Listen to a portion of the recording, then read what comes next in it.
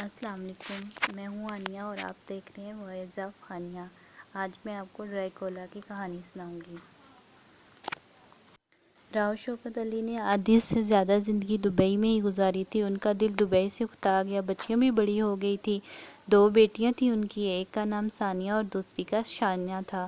راؤ شوکت علی کو یہ بھی خیال تھا کہ ان دونوں بچیوں کی شادی بھی پاکستان میں کرنی ہے، چنانچہ انہوں نے پاکستان واپس آنے کا فیصلہ کیا۔ دولت کی کوئی کمی نہیں تھی۔ پاکستان کے نہایت حسین شمالی علاقے میں انہوں نے ایک پرانی حویلی خریدنے کا فیصلہ کیا ہے۔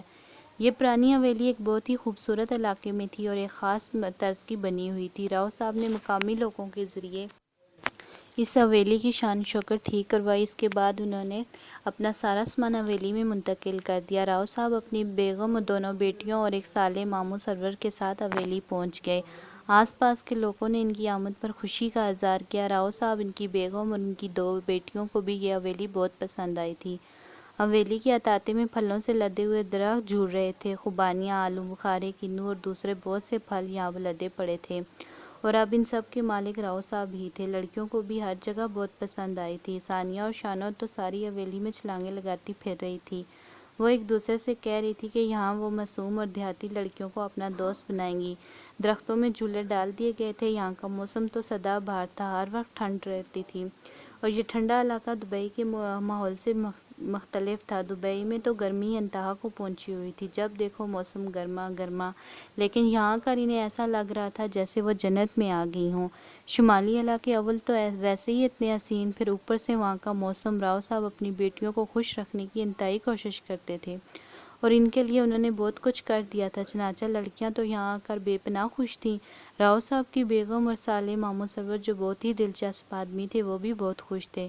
یہاں انہوں نے کچھ ملازموں کو بھی تلاش شروع کر دی تھی اور کئی نوجوان ملازم اور ملازمائیں بھی یہاں آ گئے تھے، جن کی رہائش کے لیے حویلی کے احاطے میں کوارٹر بھی بنے ہوئے تھے۔ اس کے علاوہ راؤ صاحب نے ان کے آرام و آسائش کا بھی پورا بندوبست کر دیا تھا۔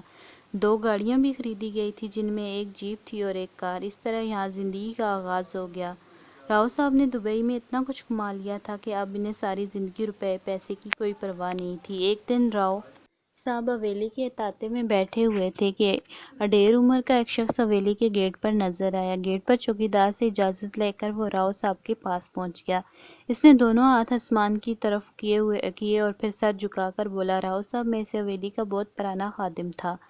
بہت عرصہ پہلے جب حویلی کے مالکین یہاں سے باہر چلے گئے تو میں بھی بحالت مجبوری یہاں سے چلا گیا۔ چوکیداری کرتا تھا میں یہاں۔ اب مجھے پتہ چلا کہ حویلی نئے مالکوں کے پاس آ گئی ہے تو میں بھی یہاں آ گیا ہوں۔ صاحب مجھے ملازمت دے دیں۔ ہاں ہاں، کیا نام ہے تمہارا؟ بمبو، اس نے جواب دیا اور سب ہنس پڑے۔ کیا نام بتایا تم نے؟ بمبو، یہی نام ہے تمہارا؟ جی صاحب۔ ٹھیک ہے، تم یہاں اپنی ڈیوٹی دو اور گیٹ پر پہنچ جاؤ۔ بمبو نے اسی دن سے حویلی میں گیٹ کے چوکیدار کی حیثیت سے جگہ سنبھال لی تھی۔ وہ بڑا پراسرار سا آدمی تھا، خاموش رہتا تھا۔ گھر کے دوسرے نوکروں کی حویلی سے کھانا مل جاتا تھا۔ بمبو بھی اپنا کھانا باورچی خانے سے لے لیا کرتا تھا، لیکن کبھی کسی نے اسے کچھ کھاتے ہوئے نہیں دیکھا تھا۔ وہ کھانا کھا کر اپنے کوارٹر میں رکھ دیا کرتا تھا۔ کئی دفعہ کچھ دوسرے ملازموں نے اس سے کہا، بمبو بابا، آپ تو کبھی کچھ کھاتے ہی نہیں ہو، بس میں الگ بیٹھ کر کھاتا ہوں۔ بمبو بابا نے جواب دیا۔ وقت گزرتا گیا۔ راؤ صاحب کی 2 بیٹیاں یہاں آ کر بہت خوش تھیں۔ انہیں یہاں آ کر پڑھائی کے لیے دور جانا پڑتا تھا، لیکن راؤ صاحب کی گاڑی انہیں لاتی لے جاتی تھی۔ ایک دن راؤ صاحب اپنی حویلی کے خوبصورت باغ میں بیٹھے ہوئے تھے۔ ایک طرف پھولوں کی کیاریاں پھیلی ہوئی تھیں تو دوسری طرف بے شمار درخت بھی تھے۔ راؤ صاحب کو اپنی حویلی کا موسم بہت پسند تھا۔ ان پھلوں والے درختوں کی وجہ سے وہاں بہت اچھا موسم رہتا تھا۔ پھر راؤ صاحب کی نگاہ بمبو پر پڑی، جو ایک طرف بیٹھا ہوا آسمان کی طرف ہاتھ اٹھائے کچھ پڑھ رہا تھا۔ راؤ صاحب اسے دیکھتے رہے۔ بمبو کا انداز بہت عجیب سا تھا۔ وہ پڑھنے کے بعد اپنی جگہ سے اٹھا اور اس نے دونوں ہاتھ زمین پر ٹکا دیے۔ پھر 4-5 مرتبہ وہ اسی طرح جھکا اور اس نے اپنے ہاتھ زمین سے لگائے۔ اس کے بعد وہ سیدھا ہو گیا۔ اس وقت بھی راؤ صاحب نے اسے آواز دی، بمبو ادھر آؤ۔ بمبو قریب آ گیا تو راؤ صاحب نے کہا، یہ کیا کر رہے تھے تم؟ عبادت کر رہا تھا صاحب جی۔ کیا تم مسلمان ہو؟ نہیں صاحب جی۔ پھر کون ہو؟ راؤ صاحب حیرت سے بولے، صاحب جی میں یہاں کچھ بھی نہیں ہوں۔ پھر یہ عبادت کس کی تھی؟ اپنی کمر سیدھی کر رہا تھا۔ ابھی تو تم کہہ رہے تھے کہ تم مسلمان نہیں ہو۔ صاحب جی مجھے اور میرے ماں باپ نے بتایا ہی نہیں کہ میں کون ہوں۔ پھر بھی تمہارا نام کس نے رکھا؟ میں نے خود۔ بمبو ایک بات بتاؤ، تم رہنے والے کہاں کے ہو؟ بمبو نے آنکھیں بند کر لی اور خاموش ہو گیا۔ راؤ صاحب نے کئی بار اس سے سوال کیا لیکن بمبو نے کوئی جواب نہیں دیا تھا۔ اچانک ہی راؤ صاحب کی نظر اس کی آنکھوں پر پڑی تو راؤ صاحب نے دیکھا کہ اس کی آنکھوں کا رنگ بدل رہا ہے۔ یہ آنکھیں پہلے گہری نیلی، پھر سبز اور پھر پیلی ہو گئی۔ راؤ صاحب حیرانی سے اسے دیکھتے رہے۔ زیادہ عمر کے آدمی تھے اس لیے ڈرے نہیں، لیکن پھر بھی بمبو نے عجیب لگا تھا۔ انہوں نے بمبو کے جانے کے بعد ماموں سرور سے اس کا ذکر کیا۔ مزاح کرنے والے آدمی تھے، کہنے لگے ہو سکتا ہے راؤ جی وہ انسان ہی نہ ہو۔ یار کیسی باتیں کرتے ہو، بچوں سے ایسی باتیں کرو گے تو وہ ڈریں گی۔ ماموں سرور ہنسنے لگے، پھر انہوں نے بمبو کو اپنے پاس بلایا۔ بمبو ان کے پاس آ گیا تھا۔ بھائی صاحب نے تمہارے بارے میں کچھ عجیب سی باتیں بتائی ہیں بمبو۔ اچھا، مجھے ایک بات بتاؤ، ہمارے آنے سے پہلے جب تمہارے پرانے مالکان یہاں ہوا کرتے تھے تو تم کیا کرتے تھے؟ کچھ بھی نہیں کرتا تھا صاحب، وہ لوگ میری بڑی عزت کیا کرتے تھے، میری ہر بات پر یقین کیا کرتے تھے۔ تم اس حویلی میں کس جگہ رہا کرتے تھے؟ اسی جگہ جہاں صاحب اب رہتا ہوں۔ ویسے میں آپ کو ایک بات بتاؤں؟ ہاں بتاؤ صاحب، اس حویلی میں ایک بہت بڑا خزانہ دفن ہے، سونے چاندی اور ہیروں کے انبار ہیں۔ یوں سمجھ لیجئے کہ اس خزانے کو جو بھی حاصل کرے گا وہ پاکستان کا سب سے دولت مند آدمی بن جائے گا۔ بکواس کیوں کر رہے ہو تم؟ جانتے ہو کہ جھوٹ بولنے والے آدمی کو ہم لوگ پسند نہیں کرتے۔ اگر تم نے فالتو باتیں کی اور اس کا تذکرہ کسی سے کیا تو وہ تمہیں گھر سے نکال دیں گے۔ بمبو کی آنکھیں سرخ ہو گئیں۔ اس نے کہا، مر گئے ہمیں نکالنے والے، ہم اس حویلی میں ہمیشہ ہمیشہ سے رہتے ہیں۔ ایک بات آپ بھی سن لو صاحب، ہم کبھی جھوٹ نہیں بولتے، ہم آپ کو وہ خزانہ دکھا سکتے ہیں۔ کہاں ہے وہ خزانہ؟ یہاں بھی ہے، آپ ہماری بات پر یقین کریں گے تو ہم آپ کو وہ خزانہ دکھائیں گے۔ یار جب خزانہ نظر آ جائے گا تو تبھی تو یقین کروں گا نا، ماموں سرور نے کہا۔ اسی وقت راؤ صاحب بھی آگے۔ کیا بات ہے سرور، کس بات پر بحث ہو رہی ہے؟ سرور ماموں نے پوری تفصیل سے راؤ صاحب کو بتا دی تو راؤ صاحب حیران رہ گئے۔ بمبو کیا تم صحیح کہہ رہے ہو؟ بمبو جھوٹ نہیں بولتا صاحب، اگر آپ چاہو تو آپ کو ہم اس جگہ کی نشاندہی کرا سکتے ہیں جہاں خزانہ دفن ہے۔ تو چلو بتاؤ، آئیے بمبو نے کہا، اور راؤ صاحب اور ماموں سرور کو حویلی کے اس حصے میں لے گیا جو سب سے پرانا تھا اور کھنڈر کی شکل میں پڑا ہوا تھا۔ یہاں پہلے کسی کا آنا نہیں ہوا تھا۔ بمبو نے پتھر کا ایک ٹکڑا لیا اور اس سے ایک چوکور خانہ بنا دیا، پھر بولا اس جگہ کو کھودیے۔ ماموں سرور نے راؤ صاحب کی طرف دیکھا تو انہوں نے کہا، کسی اور کو تو اس جگہ کے بارے میں بتایا نہیں جا سکتا، ہم تینوں مل کر ہی اس جگہ کو کھودتے ہیں۔ اور وہ کھدائی کرنے والی چیزیں لے کر آ گئے اور نشان زدہ جگہ پر مصروف ہو گئے۔ راؤ صاحب نے بمبو کو کہا، تم بھی مدد کرو۔ نہیں صاحب، یہ میرا کام نہیں ہے، بمبو نے کہا، اور اگر اس جگہ سے خزانہ نہ نکلا تو ہم تمہارا جو حشر کریں گے وہ بھی تم دیکھ لینا۔ اس بات پر بمبو نے راؤ صاحب کی طرف دیکھتے ہوئے دان نکال دیے۔ اس کے دان بھی بہت بھیانک تھے۔ راؤ صاحب اور ماموں سرور کھدائی میں مصروف رہے اور تقریباً 4 فٹ گہری کھدائی کرنے کے بعد انہیں ایک بڑی سا لکڑی کا صندوق نظر آیا۔ صندوق؟ ماموں سرور حیرت سے بولے۔ خزانے کا صندوق، راؤ صاحب نے کہا۔ بمبو خاموش کھڑا رہا۔ تھوڑی سی کھدائی اور کرو۔ تھوڑی کھدائی اور کی گئی تو خزانے کا وہ صندوق صاف نظر آنے لگا۔ ماموں سرور اور راؤ صاحب بہت جذباتی ہو گئے تھے۔ آخرکار ماموں سرور نے صندوق کا ڈھکن اٹھایا اور راؤ صاحب کے حلق سے ایک دہشت ناک چیخ نکل گئی۔ صندوق میں خزانہ وغیرہ تو کچھ موجود نہیں تھا، البتہ ایک انسان اس صندوق میں لیٹا ہوا تھا اور اس انسان کے سینے پر ایک سلیب نما خنجر تھا۔ یہ خنجر بے شک سونے کا بنا ہوا تھا۔ راؤ صاحب کی حیرت ناک آواز ابھری، یہ کون ہے؟ اور ساتھ ہی بمبو کا ایک دہشت ناک کہکہ بھی گونج اٹھا، یہ ڈریکولا ہے، اس نے کہا، اور اچانک ہی وہ وہاں سے بھاگ نکلا۔ اس دوران ماموں سرور نے صندوق میں لیٹے ہوئے آدمی کے سینے سے خنجر کھینچ لیا تھا۔ یہ خنجر خالص سونے کا بنا ہوا تھا اور اس پر کوئی ایسی تحریر تھی جو جادو کی تحریر تھی اور جو پڑھی نہیں جا سکتی تھی۔ ماموں سرور اور راؤ صاحب ابھی اس کی طرف دیکھ ہی رہے تھے کہ اچانک اس نے آنکھیں کھول دی۔ راؤ صاحب اور ماموں سرور ڈر کر پیچھے ہٹ گئے تھے۔ اس شخص نے جو صندوق کے اندر لیٹا ہوا تھا اور کالے لبادے میں ملوث تھا، آنکھیں کھولنے کے بعد خونی نظروں سے راؤ صاحب اور ماموں سرور کو دیکھا تو وہ پیچھے ہٹ گئے۔ تب وہ صندوق میں اٹھ کر بیٹھ گیا اور اس کے بعد کھڑا ہو گیا۔ ماموں سرور اور راؤ صاحب ڈر کر دوڑ پڑے۔ بمبو کا کوئی پتہ نہیں تھا۔ صندوق میں سے نکلنے والا شخص تھوڑی دیر کھڑا ہو کر ادھر ادھر دیکھتا رہا اور پھر اس نے ایک انگڑائی لی اور پھر اس نے کہا، دنیا کوئی خاص نہیں بدلی۔ پھر وہ حویلی کی ایک دیوار کی جانب چل پڑا۔ دیکھتے ہی دیکھتے اس نے اچھل کر دیوار کا کونا پکڑا اور اس سے باہر کود گیا۔ ادھر ماموں سرور اور راؤ صاحب دوڑتے ہوئے واپس آ گئے تھے۔ بمبو موجود نہیں تھا، وہ گیٹ پر بھی نظر نہیں آ رہا تھا۔ راؤ صاحب نے کہا لگتا ہے سرور ہمارے ساتھ کوئی خوفناک دھوکہ ہو گیا، اب تو یہی لگتا ہے، مگر ایک بات سنیے آپ نے بھائی صاحب کیا؟ جب ہم نے اس سے پوچھا تھا کہ یہ کون ہے تو اس نے جو کہا تھا یہ ڈریگولا۔ ڈریگولا کی کہانی تم جانتے ہو؟ زیادہ تو نہیں جانتا، بس اتنا جانتا ہوں کہ یورپ میں کسی زمانے میں ڈریگولا نے بڑی سنسنی اور دہشت پھیلائی تھی۔ یہ انسانوں کا خون پی جاتا تھا، مگر یہ ڈریکولا یہاں کیسے آ گیا؟ اور یہ بھی سنا تھا کہ تم نے کسی پادری نے اس کے سینے میں ایک سلیب پھونک دی تھی جس کی وجہ سے وہ مر گیا تھا۔ ہاں وہ تو ہے۔ آپ نے دیکھا نہیں کہ یہ خنجر بالکل سلیب کی شکل کا ہے؟ یار مجھے تو اسے دیکھ کر ڈر لگ رہا ہے۔ مجھے بھی، ماموں سرور نے کہا۔ پھر بھی اسے کسی اچھی جگہ رکھ کر محفوظ کر دو، پتہ نہیں اب کیا ہوگا، راؤ صاحب نے کسی خیال سے خوفزدہ ہو کر کہا۔ ثانیہ اور شانو اپنے بڑے کمروں میں سکون کی گہری نیند سو رہی تھی۔ موسم بہت ہی اچھا تھا۔ ثانیہ بڑی تھی اور شائنہ یعنی شانو چھوٹی تھی۔ دونوں ایک دوسرے سے بہت محبت کرتی تھی۔ اس رات بھی وہ دونوں خوب گھومتی پھرتی رہی اور یہاں کا ماحول انہیں بہت اچھا لگ رہا تھا۔ رات کے غالباً 2 بجے کا وقت تھا کہ اچانک بڑی کھڑکی پر ایک سایہ نمودار ہوا۔ پہلے تو یہ سایہ تھوڑی دیر تک کھڑکی سے اندر جھانکتا رہا۔ عجیب و غریب شکل تھی اس کی، پورے سر پر لمبے لمبے بال بکھرے ہوئے تھے اور چہرے سے وہ بہت عجیب نظر آ رہا تھا۔ تھوڑی دیر تک وہ اندر کا جائزہ لیتا رہا، اس کے بعد کھڑکی سے اندر کود آیا۔ اس کے پیروں کی بالکل آواز نہیں آ رہی تھی۔ ثانیہ اور شانو کے بستر کے پاس آ کر وہ ان دونوں کو باری باری دیکھتا رہا اور پھر اس نے ثانیہ کے چہرے کو جھک کر دیکھا اور پھر اس کے چہرے کے آگے اپنا ہاتھ رکھ دیا۔ اس کے ہاتھ سے نیلی روشنی پھوٹنے لگی۔ ثانیہ نے ایک کروٹ بدلی اور اس کے بعد بے ہوش ہو گئی۔ اس کے بعد اس شخص نے جھک کر ثانیہ کو اپنے بازو میں اٹھایا اور کھڑکی کی جانب چل پڑا۔ کچھ لمحوں بعد وہ ثانیہ کو لے کر کھڑکی سے باہر نکل گیا اور اب وہ تیزی سے ایک طرف جا رہا تھا۔ حویلی ہی کے ایک کھنڈر میں پہنچ کر وہ اسی جگہ پہنچ گیا جہاں سے وہ قبر نمودار ہوئی تھی اور پھر اس نے وہاں ایک دروازہ کھولا اور پھر اس دروازے سے اندر داخل ہو گیا۔ اندر بہت بڑا تہہ خانہ تھا جو ٹھنڈا برف ہو رہا تھا۔ تہہ خانے میں بہت ہی پرانا قسم کا فرنیچر موجود تھا۔ وہ ایک مصری کی جانب بڑھ گیا اور اس نے ثانیہ کو ایک مصری پر لٹا دیا۔ ثانیہ ابھی بے خبر سو رہی تھی۔ کچھ لمحوں بعد وہ شخص ثانیہ پر جھکا اور اچانک ہی اس نے منہ کھول دیا۔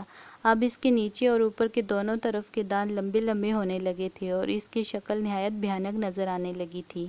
رات کا گہرا سناٹا ماحول پر مسلط تھا۔ اس کا منہ جھکا اور اس نے ثانیہ کی گردن پر شارک کے پاس دانت گاڑ دیے اور وہ ثانیہ کا خون پینے لگا۔ تھوڑی دیر تک وہ ثانیہ کا خون پیتا رہا۔ اس کے حلق سے بہت عجیب سے جانوروں جیسی آوازیں نکل رہی تھیں۔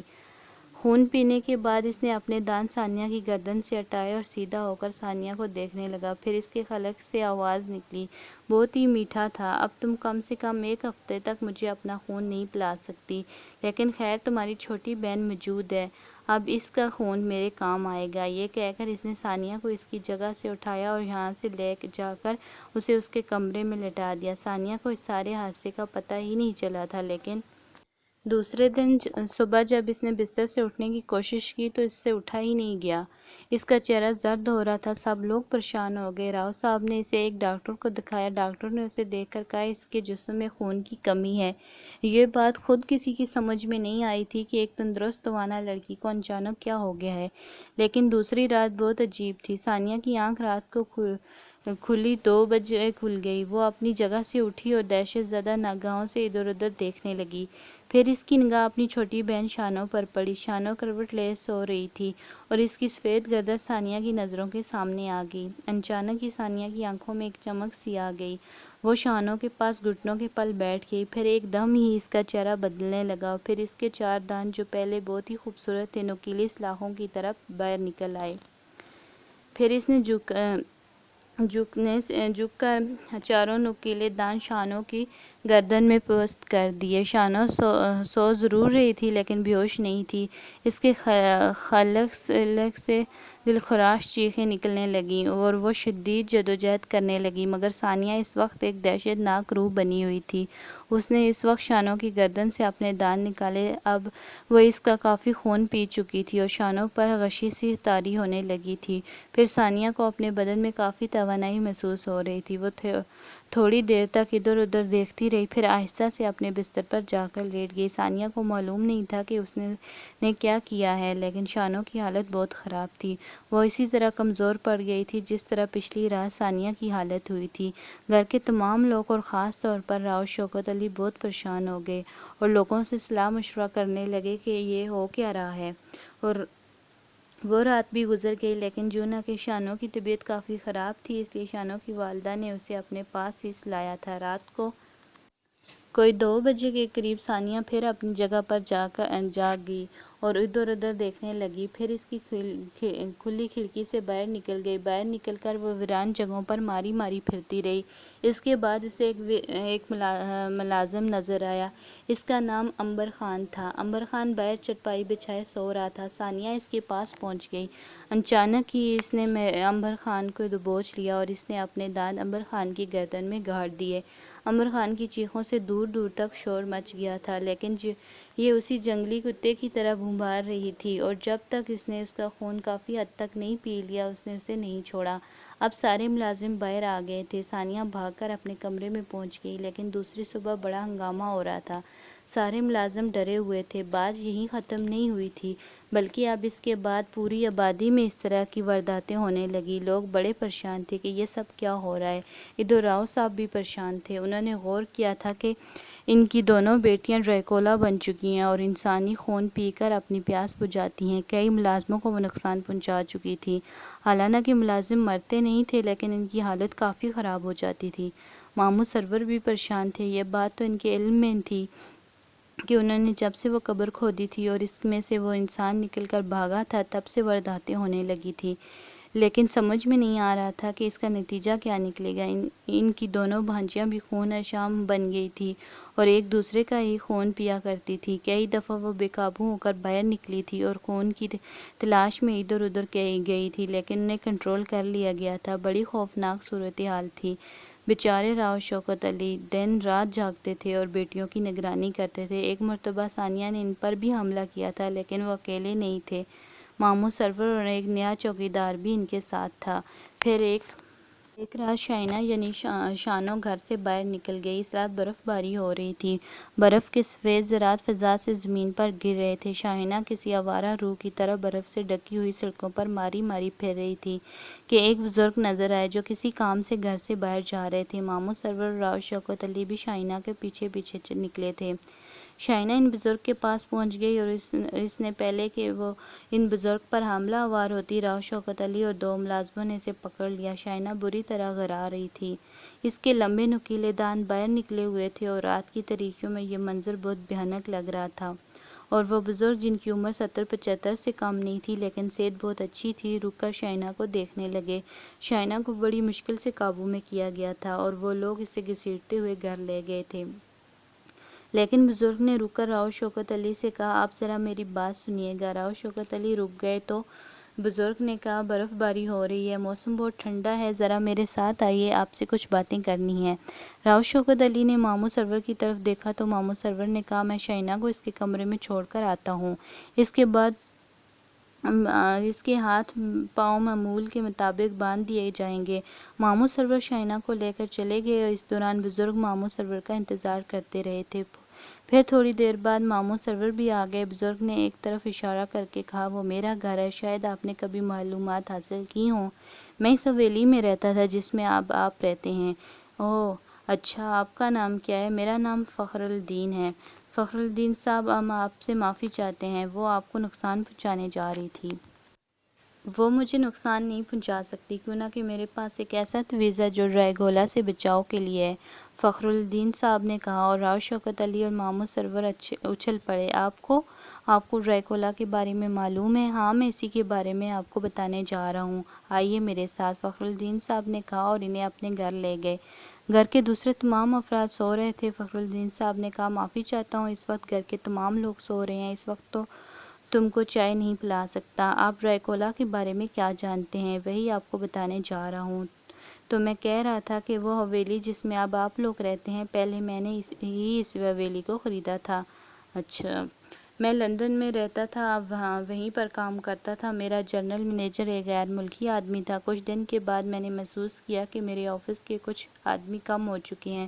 چنانچہ مجھے تشویش ہوئی اور میں نے معلومات حاصل کرنا شروع کی تو مجھے پتہ چلا کہ میرا جنرل منیجر کاؤنٹ ڈریکولا ہے، جو بیس بدل کر میرے ہاں کام کرتا ہے، لیکن رات کی تاریکیوں میں وہ نکلتا ہے اور کسی نہ کسی کا خون کر کے اس کی موت کے گھاٹ اتار دیتا ہے۔ میرا ایک اور ملازم بھی تھا، اس کا نام الیاس تھا۔ الیاس خان بہت اچھا آدمی تھا، لیکن ایک رات کاؤنٹ ڈریکولا نے اس کا خون پیا اور وہ مرنے سے بچا تو خون اشام بن گیا۔ آج یہ کہ کافی دن تک تو اس کا پتہ ہی نہیں چلا۔ اسی دوران میں نے وطن آنے کا فیصلہ کیا اور پاکستان آ گیا۔ یہاں آ کر میں نے یہ حویلی خریدی اور اس میں رہنے لگا۔ تھوڑا عرصہ گزرا تھا کہ مجھے پاس پڑوس سے کچھ معلومات حاصل ہوئیں۔ پتہ یہ چلا کہ ایک ایک کر کے کئی افراد کا خون پی کر ہلاک کر دیا گیا ہے۔ مجھے کاؤنٹ ڈریکولا یاد آ گیا۔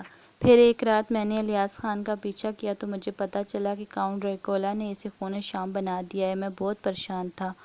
کاؤنٹ ڈریکولا کے بارے میں مجھے لندن ہی میں معلومات حاصل ہوئی تھی۔ میں نے ایک پادری صاحب سے سونے کی ایک سلیب جو خنجر کی شکل کی تھی پڑھوائی۔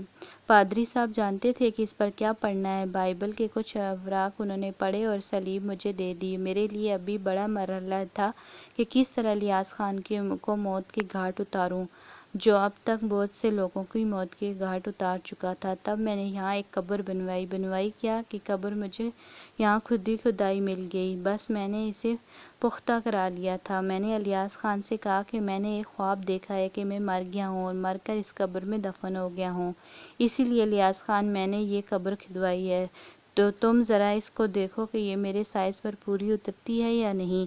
پھر وہ میری باتوں میں آ گیا۔ وہ قبر میں لیٹا تو میں نے اس سے کہا کہ وہ آنکھیں بند کر لے۔ یوں ہی اس نے آنکھیں بند کی۔ میں نے یہ سلیب نما سونے کی خنجر اس کے سینے میں اتار دی۔ الیاس خان کے خلق سے خوفناک آوازیں نکلیں، کالے رنگ کے خون اس کے منہ سے اچھلنے لگا، لیکن سلیب نے اپنا کام کر دکھایا اور وہ موت کی نیند سو گیا۔ میں نے قبر برابر کر دی۔ میں نے اس قبر کے بارے میں کسی کو نہیں بتایا تھا، کیوں نہ کہ میں جانتا تھا کہ جب بھی کبھی یہ قبر کھودی گئی تو بڑا مسئلہ بن جائے گا۔ الیاس خان ڈریکولا کی حیثیت سے پھر سے زندہ ہو جائے گا۔ یہ تھی ساری صورتحال، اور اس کے بعد میں نے یہ حویلی چھوڑ دی اور اس گھر میں منتقل ہو گیا۔ بعد میں اس حویلی کو اور بھی بہت سے لوگوں نے خریدا تھا۔ وہاں شاید ان لوگوں کو کچھ نقصان اٹھانا پڑا تھا اور اس کے بعد یہ حویلی پھر خالی ہو گئی۔ اس کے بعد آپ نے اس حویلی کو خرید لیا۔ میرا خیال ہے کہ آپ نے لازمی طور پر وہ قبر کھلوا دی ہوگی، جس کی وجہ سے یہ ڈریکولا آزاد ہو گیا۔ ایسی ہی بات ہے، مگر اب ہم کیا کریں؟ جس طرح بھی ممکن ہو الیاس خان کو، یعنی اس شخص کو جس کو آپ نے قبر سے نکالا ہے، اس قبر میں لٹا کر یہ خنجر اس کے سینے میں پھونک دیں۔ یہ کیسے ہو سکتا ہے؟ وہ کیسے اس قبر میں لیٹے گا؟ وہ کہاں ہے؟ وہ چوکیدار کی حیثیت سے یہاں موجود ہے۔ تو پھر آپ یہ کام جس طرح بھی بن پڑے کر دیں۔ اور راؤ شوکت علی بہت دن تک سوچتے رہے اور پھر انہیں ایک ترکیب آ گئی۔ ماموں سرور نے یہ خطرہ مول لینے کا فیصلہ کر لیا تھا۔ ایک دن وہ اس چوکیدار یعنی ڈریکولا کے ساتھ اس قبر کے پاس پہنچے اور اس قبر کو دیکھنے لگے۔ پھر انہوں نے کہا، مجھے جانتے ہو کہ میں کون ہوں؟ ڈریکولا نے ماموں سرور کی طرف دیکھا اور کہا، آپ ماموں سرور ہیں؟ نہیں، میں ڈریکولا ہوں۔ کیا مطلب؟ میں اصل ڈریکولا ہوں۔ آپ جھوٹ بول رہے ہیں۔ نہیں، میں سچ بول رہا تھا۔ میں نہیں مانتا۔ دیکھو، میں تمہیں اس میں لیٹ کر دکھاتا ہوں۔ ماموں سرور نے کہا، تم پاگل ہو گئے ہو؟ یہ قبر میری ہے، میں اس میں سوتا تھا۔ تم بکواس کر رہے ہو، میں اس میں رہتا تھا۔ یہ قبر میرے سائز کی ہے، میں تمہیں لیٹ کر دکھاتا ہوں، اس نے کہا اور قبر میں لیٹ گیا۔ تم جھوٹ بول رہے ہو، مجھے دیکھو۔ یہ کہہ کر اس شخص نے آنکھیں بند کر لی۔ اسی وقت ماموں سرور آگے آئے اور انہوں نے سونے کی سلیب اس کے سینے میں گھونپ دی۔ اندر لیٹے ہوئے شخص کے خلق سے ایسی ہولناک آوازیں نکل رہی تھیں کہ